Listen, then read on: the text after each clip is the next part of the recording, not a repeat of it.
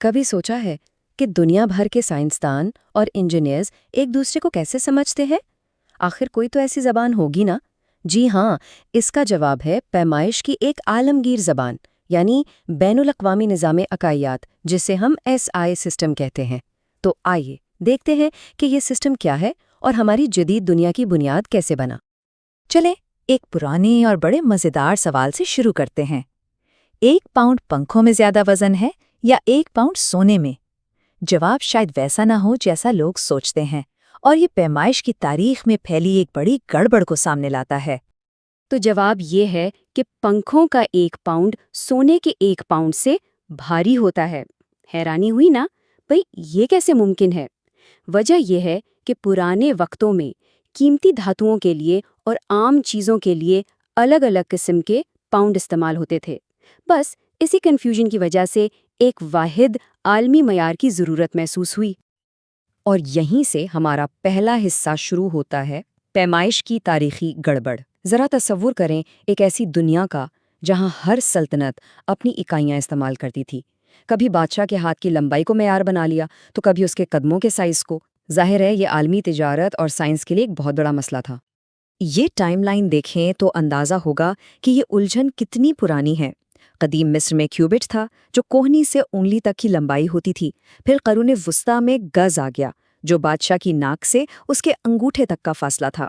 یہاں تک کہ جب 1824 میں امپیریل سسٹم نے چیزوں کو کچھ بہتر کیا، تب بھی یہ کوئی عالمی معیار نہیں تھا۔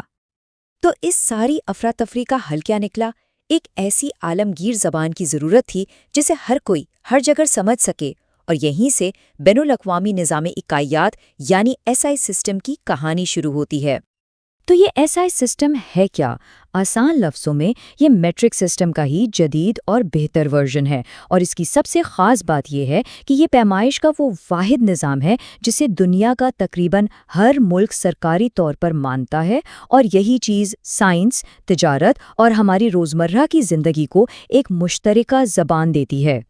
اسی لیے اسے کہا جاتا ہے سائنس کی عظیم عالمگیر زبان۔ یہ بہت گہری بات ہے۔ اس کا مطلب یہ ہے کہ پیرس میں کی گئی کوئی بھی تحقیق ٹوکیو یا کراچی میں بیٹھا کوئی بھی سائنسدان بالکل ویسے ہی سمجھ سکتا ہے اور اسے دہرا بھی سکتا ہے۔ اچھا، اس سسٹم کی خوبصورتی اس کی سادگی میں ہے۔ یقین کریں یہ پورا کا پورا نظام صرف 7 بنیادی اکائیوں پر کھڑا ہے۔ چلیں دیکھتے ہیں پیمائش کے اس زبان کے 7 حروف کون سے ہیں۔ جی ہاں، صرف 7۔ کائنات کی ہر قابل پیمائش چیز کچھ بھی ہو اسے انہی 7 اکائیوں سے بیان کیا جا سکتا ہے۔ یوں سمجھ لیں کہ یہ پیمائش کی زبان کے حروف تہجی ہیں جن سے باقی سب کچھ بنتا ہے۔ تو یہ ہیں وہ 7 بنیادی اکائیاں۔ ہم میں سے زیادہ تر لوگ میٹر یعنی لمبائی، کلوگرام یعنی کمیت اور سیکنڈ یعنی وقت سے تو اچھی طرح واقف ہیں۔ ان کے علاوہ ہیں برقی رو کے لیے ایمپیئر، درجہ حرارت کے لیے کیلون، مادے کی مقدار کے لیے مول اور روشنی کی شدت کے لیے کینڈلا۔ بس یہ 7 مل کر ہماری پوری طبعی کائنات کو بیان کر دیتی ہیں۔ چلے ایک ایسی اکائی کی بات کرتے ہیں جس کا نام شاید کم لوگوں نے سنا ہو، کینڈیلا۔ اب یہ کس چیز کی پیمائش کرتی ہے؟ یہ روشنی کی شدت یعنی لیومینس انٹینسٹی کو ناپتی ہے، مطلب کوئی چیز کتنی روشن ہے۔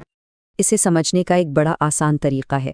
ایک عام موم بتی سے جو روشنی نکلتی ہے اس کی شدت تقریباً 1 کینڈلا ہوتی ہے۔ تو اگلی بار جب کوئی موم بتی جلتی دیکھے تو سمجھ جائیں کہ وہ SI کی ایک بنیادی اکائی کو عمل میں دیکھ رہا ہے۔ تو ٹھیک ہے، اگر یہ 7 اکائیاں حروف تہجی کی طرح ہیں تو پھر ہم ان سے الفاظ کیسے بناتے ہیں؟ اس کا جواب ہے ماخوذ اکائیوں یا ڈیرائیوڈ یونٹس میں۔ چلیں دیکھتے ہیں یہ کام کیسے ہوتا ہے۔ یہ بالکل ایک زبان کی طرح ہے۔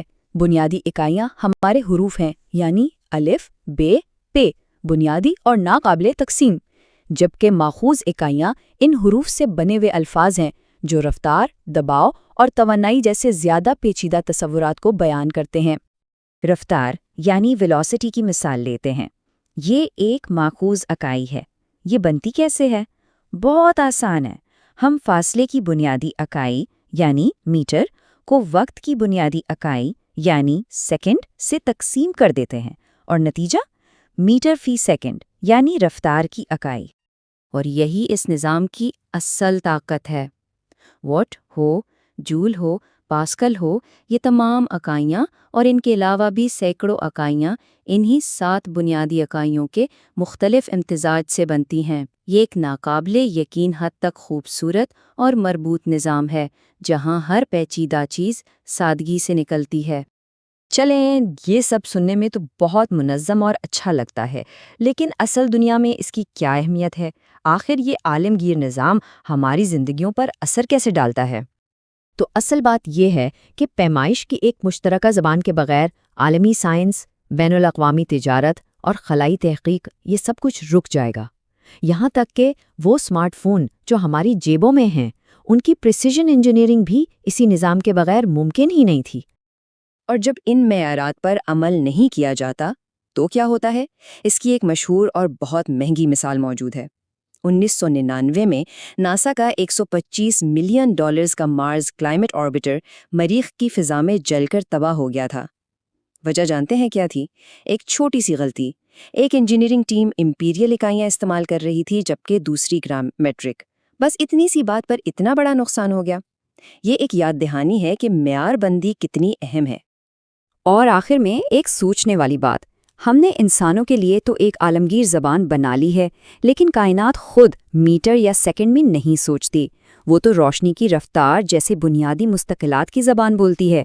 تو کیا مستقبل میں پیمائش کا حتمی معیار انسانوں کی بنائی ہوئی اکائیاں نہیں بلکہ کائنات کے اپنے قوانین ہوں گے؟